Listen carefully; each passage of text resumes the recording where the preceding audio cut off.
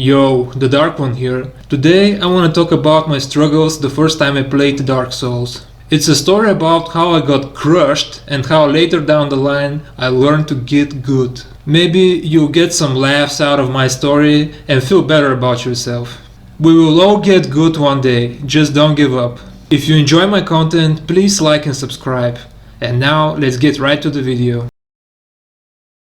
My first interaction with Dark Souls was with the Prepare to Die edition for PC. I was curious what the fuss was about with this game. People were obsessed, the memes, they were everywhere. Upon starting the game, I was hit with the reality of a poor console port. Frames were locked at 30 FPS and I had to do a little digging and CFG file correction to get it going properly. The worst thing about a console port is that the key bindings don't have a keyboard visual. It is intended for joystick control. So basically you gotta guess which key does what when you configure your controls. Like press X to go back, but not the X on the keyboard.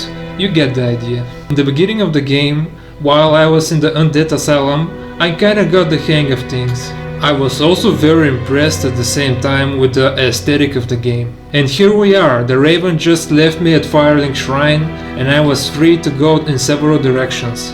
The most brutal thing about starting Dark Souls for the first time is the lack of explanation of game mechanics. You are taught how to do combat, yeah sure, but everything else is a little bit of a mystery.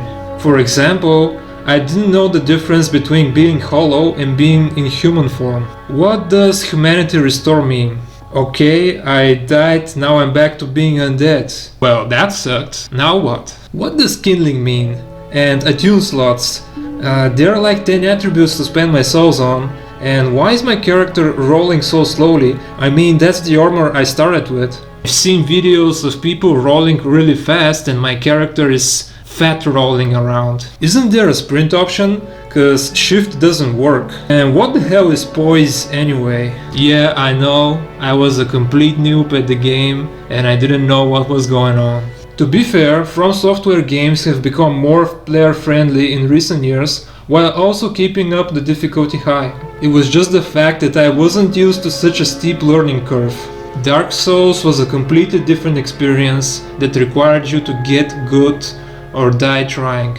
I started roaming around and the first thing that happened was me getting killed by the skeletons in the cemetery. I was doing like 1 damage to them and figured I was probably too undergeared to fight them.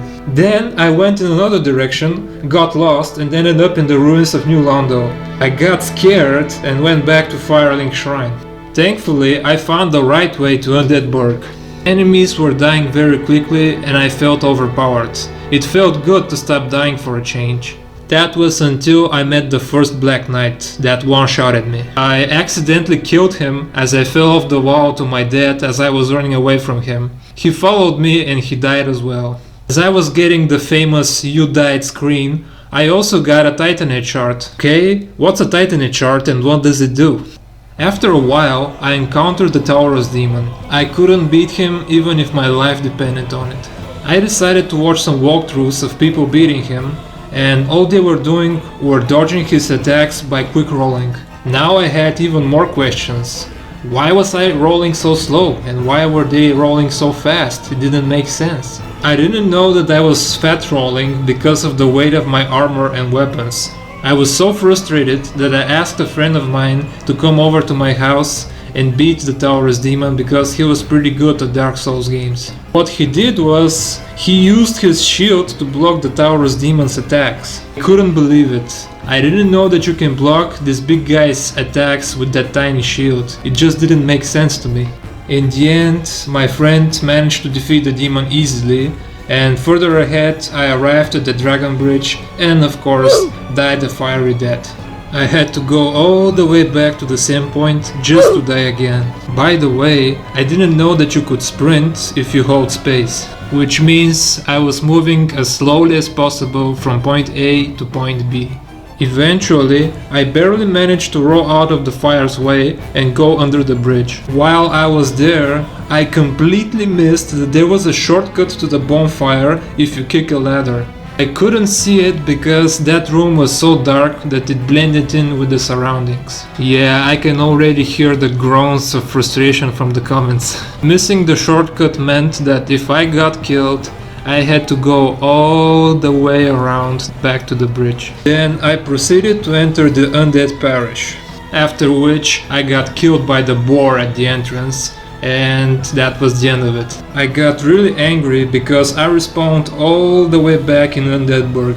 I walked around some more and then accidentally found the way down to the depths. The area was pretty straightforward and I could actually deal with the enemies there. Then I encountered the gaping dragon boss, and I don't know how, but I actually managed to defeat him on my first try. My strategy was to just keep moving, hitting him for a little bit of damage and then moving around again. This method took me around 20 minutes and got me sweating real hard. After I defeated him, I got the key to Blighttown.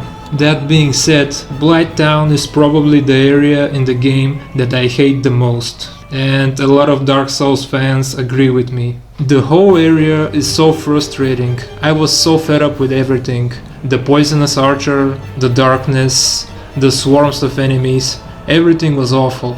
In my desperation, I just decided to ignore the enemies and run straight for the next bonfire. That was my biggest mistake, because now I was stuck in the middle of Blighttown, under-geared, at low skill level, and the worst part, those little disgusting dogs. Out of all the enemies in Dark Souls, I hate these little pricks the most. I hate them even more than those frogs that give you the curse of halving your health.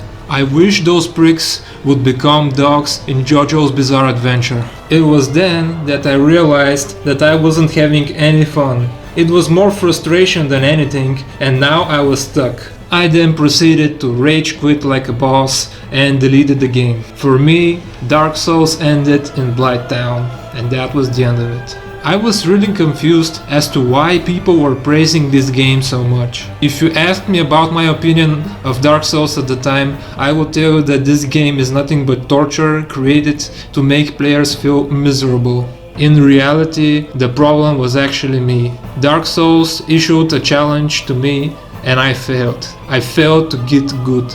But the story doesn't end there. Years later, I picked up Sekiro Shadows Die Twice, and it was an eye-opening experience for me. I noticed that over the years, From Software became more merciful on casual players. A lot of their games became less overly complicated and more player-friendly. For example, in Dark Souls 3, it was now easier to roll even with armor, making things a lot better. The bonfire placements are also more fair and visible, and you can warp between them right from the start. As for Sekiro, you actually get a message explaining game mechanics, so you don't actually have to watch guides to understand what's going on. This actually might sound crazy, but I think Sekiro is way easier than Dark Souls, because all you need are reflexes. There aren't any obscure elements like poise or weight limits for combat rolls that hinder the fun factor of the game. Shadows Die Twice was the first Soulsborne game that I ever finished. I think the idea of removing obscure mechanics and making combat all about skill and deflecting instead of gear and stats grinding created a much better experience. After Sekiro, I decided to try Dark Souls Remastered, and I performed much better. I even started exploiting some enemies, killing them with ease. It was like I was playing a completely different game now that I got good. The experience is much more satisfying and rewarding now. With the remaster, I actually have visual keyboard input, and I figure out that you can sprint while holding the space key and you can actually jump forward. Crazy stuff. Now, all I wish for is for From Software to port Bloodborne to PC so I can try it out. I never would have believed that I would become a Sekiro Soulsborne fan. It sure feels good to get good. Hey guys, thanks for watching. Tell me about your brutal Dark Souls experiences down in the comments. Any feedback on the video will be much appreciated, as it helps me improve the content of the channel. Once again, thanks for watching, like and subscribe for more.